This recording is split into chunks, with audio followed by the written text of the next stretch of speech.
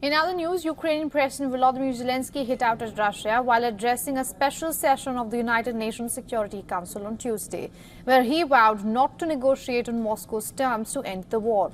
Zelensky launched a scathing attack on Russian President Vladimir Putin, accusing him of violating several international laws. He warned that the ongoing war with Russia cannot be resolved through negotiations alone, stressing that Moscow must be pressured into peace.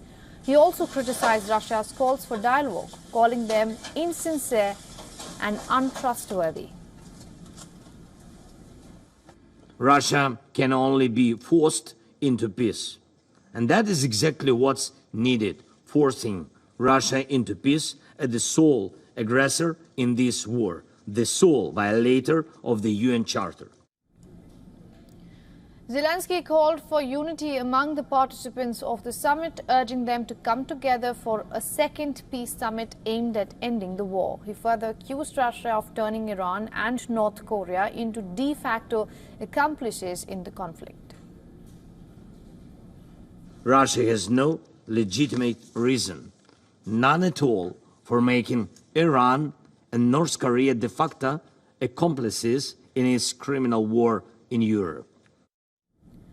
Ukraine said at least 3 people were killed and over 30 injured in Kharkiv on Tuesday when a Russian-guided bomb hit a civilian building. Kiev claimed that Russia fired a barrage of 8 guided bombs, 6 of which struck Kharkiv. The Ukrainian military said it regained control of the Vovchansk aggregate plant on Tuesday, and the plant served as a stronghold for Russian troops fighting in the region.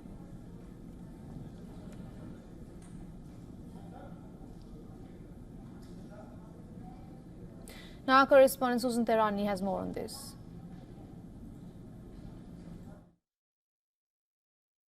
Slovenian Prime Minister Robert Golob chaired the meeting at the Security Council, and Secretary General Antonio Guterres briefed the meeting, and Ukraine President Volodymyr Zelensky participated. Now, the meeting aimed to discuss initiatives for some kind of peace resolution, including the Summit on Peace in Ukraine and the 6-point proposal set forth by China and Brazil. However, Ukraine and its allies have criticized the Brazilian-Chinese proposal, arguing that it undermines Ukraine's sovereignty. And so, this gridlock continues.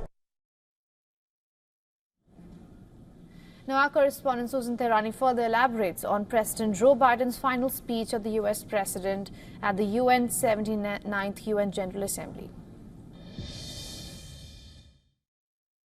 Joe Biden delivered his final speech as U.S. President at the 79th session of the United Nations General Assembly, urging world leaders to choose cooperation over conflict. But with wars raging in Gaza, Ukraine, and Sudan, and escalating tensions between Israel and Hezbollah, his words rang hollow. Biden's calls for ceasefires and diplomacy sound familiar, but progress remains elusive. He also addressed issues related to climate change, artificial intelligence, as well as humanitarian crises around the world. But concrete action remains scarce.